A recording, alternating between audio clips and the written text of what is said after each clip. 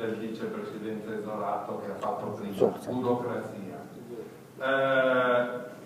Attraverso negli anni 90 sono uscite una serie di norme sull'ambiente, sulla sicurezza, che hanno portato all'introduzione di obblighi di cui tutti siamo consapevoli della necessità, però spesso eccedenti rispetto alle reali esigenze. Il caso del SISTRI sulla tracciabilità dei rifiuti è un caso emblematico. La tracciabilità per obbligo europeo doveva riguardare solo i rifiuti tossici, noi li abbiamo sventagliato su tutto e abbiamo reso inutilizzabile, irrealizzabile da parte delle imprese. Quindi dobbiamo rivisitare anche tutto questo, perché evidentemente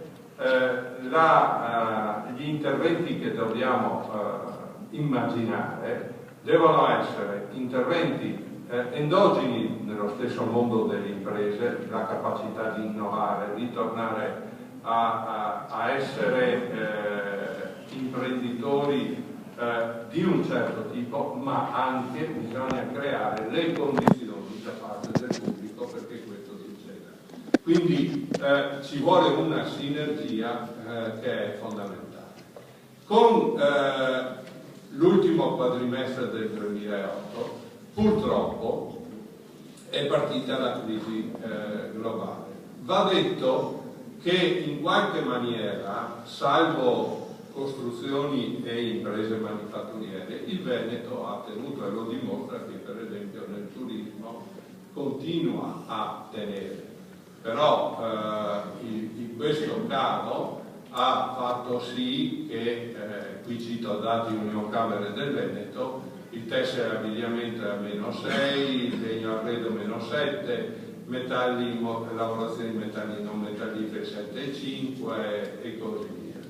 Quindi in particolare quello che ha perso è stata l'area delle costruzioni e l'area delle costruzioni ha cominciato a perdere ancora dal 2007, perché i primi segnali di crisi non sono purtroppo del 2008 ma cominciano nel corso del 2007. E parlare delle costruzioni va affiancato sempre a un altro dato. In termini macro, l'edilizia, un euro investito in edilizia dà moltiplicatore in termini di PIL di 3,5. È il settore che dà il maggior rendimento negli investimenti, molto di più per esempio della meccanica che ha un moltiplicatore 1,5. Quindi è fondamentale che noi affrontiamo e andiamo a risolvere questo problema. Ecco perché vi ho detto che i numeri non vanno solo letti ma vanno interpretati, vanno capiti.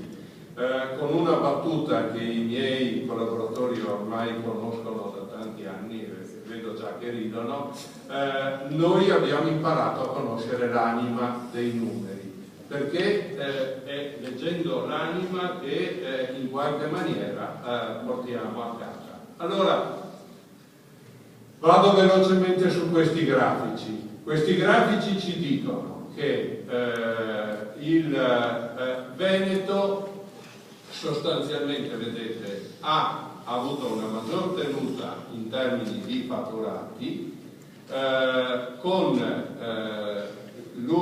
le uniche eccezioni delle costruzioni e delle manifatturiere. Il commercio in particolare ha cominciato a perdere a partire dal 2011 e ovviamente gli altri settori ancora di più.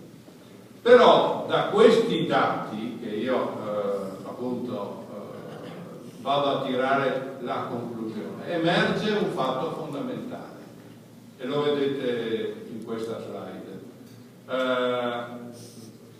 dal 2011 c'è un crollo degli investimenti, quindi questo ripete quello che aveva già detto Tiziano Baggio prima.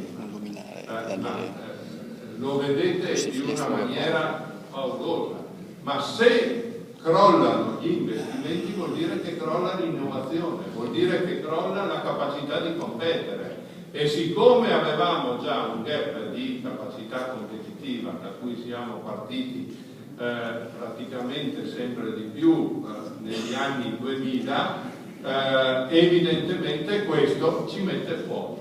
Dobbiamo andare a recuperare in quel particolare elemento. Naturalmente questo porta anche a una riduzione degli occupati, ma meno sensibile forse che nel rimanente dell'Italia, proprio per la presenza di molte piccole e medie imprese, come abbiamo detto prima, che tutto sommato, anche se hanno meno aiuti in termini di cassa integrazione di tutti i tipi possibili e immaginabili, però hanno sempre considerato il lavoro il capitale umano dell'impresa, e quindi è l'ultima cosa a cui rinunciano, e quindi c'è una maggiore capacità di tenuta. Anche questo